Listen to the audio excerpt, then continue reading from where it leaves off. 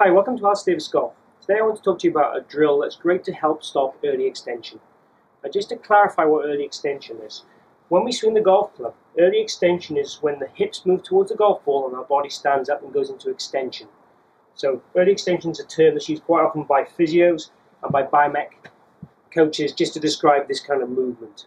So essentially what we're trying to eliminate is the hips going towards target, and then what tends to happen is the arms tend to get too involved and we get this kind of club head throwaway and this kind of issues with direction, as in push shots and hook shots, and also quite a few issues with strike. Sometimes shank, sometimes just the club grounding out too early, and sometimes just the club, being struck in the heel or the toe. So the drill I'm going to give you is a very simple drill to give you a feel how you should move better in the downswing and how you can try and do this drill to try and correct your body movement and make your arms work better through impact. So quite simply, we can address the ball as we would do normally.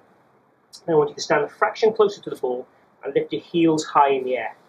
Now from this position then, as you swing down, I want the heels to go back down on the ground and the toes to be slightly in the air.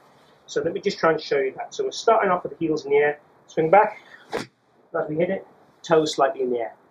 So the only negative of this drill would be that you don't quite move your weight enough to the left. But what it does do is give you the sensation of what the hip should do from a front and back perspective. So this drill will give you those feels, and if you do enough shots with it, it'll give you that kind of action that we want to see in the hip, especially if you get a lot of this kind of thrusting action that we don't like. So this will be a great drill to do to try and stop that early extension, but then obviously try and progress it so the hips start to move more into the left side and start to rotate as your next phase really. And some of my other videos will cover that next phase for you as well. Have a go at this drill and see how you get on stopping that early extension.